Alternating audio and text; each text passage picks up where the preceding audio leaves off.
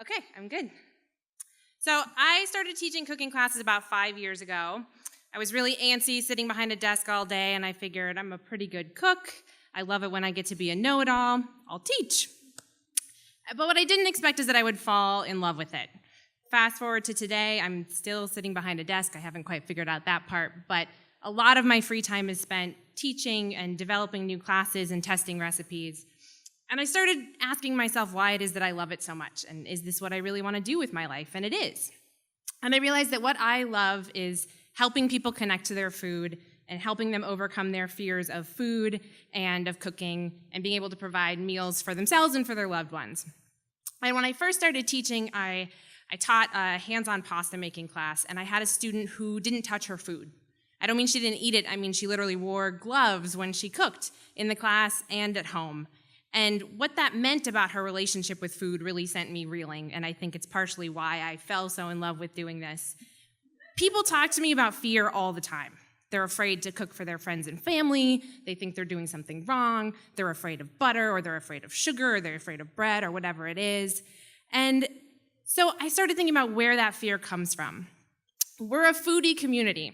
We're foodies at younger and younger ages, and I think that's great in a lot of ways, but it can also be really isolating. And people feel left out. They feel like if they don't know the trendy thing to do, that they're not good enough, and they're afraid. Our health culture talks about food being good or bad, healthy or unhealthy, and it doesn't talk about moderation and about behavior, and so people write things out of their diet, and they're afraid to eat things that have so much joy behind them. And so I like to help people connect with those things. We see a lot of kitchens. We see them on websites. I'm totally guilty of that. We see it on cooking shows, and they never look like this.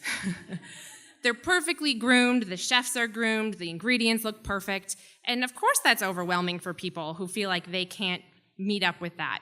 We absorb more content about food, but we know less about our food than we ever have before. We don't know where our food comes from or what it actually looks like, and that's scary for people.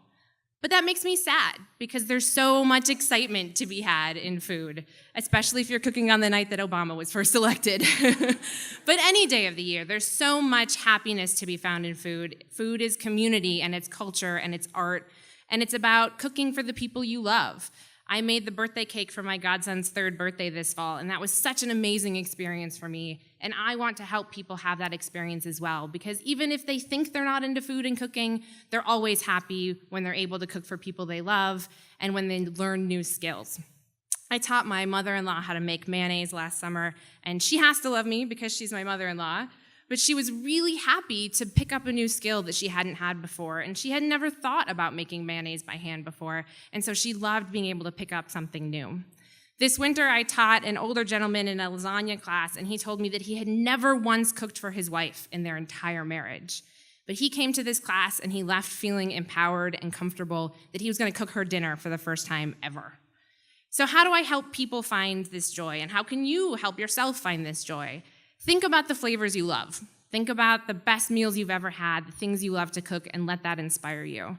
I had a student in one of my classes who was really not so much into have been drugged to the class by his girlfriend, but he was really into pepperoni pizza, and he talked about it a lot.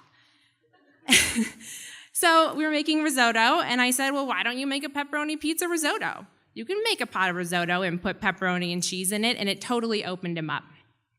Also, drink while you cook. Maybe not that much.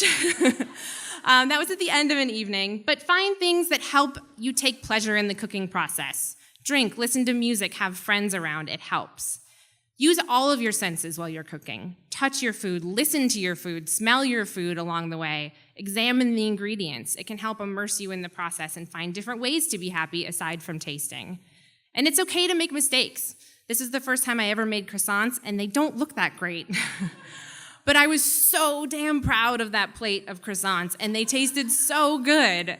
And there's so much discovery and deliciousness to be found in imperfection, and be okay with that. I also love to tell the stories behind the food. I feel like the more people know about the places behind their food and the people behind their food, the more connected they'll feel to it, and the more they'll find different ways to connect to it and be excited about it. I think the most powerful thing we can do to help bring that joy back into eating, which is so easy to lose, is to share meals with people. And that's what I want to do with my life, and that's why I love teaching classes.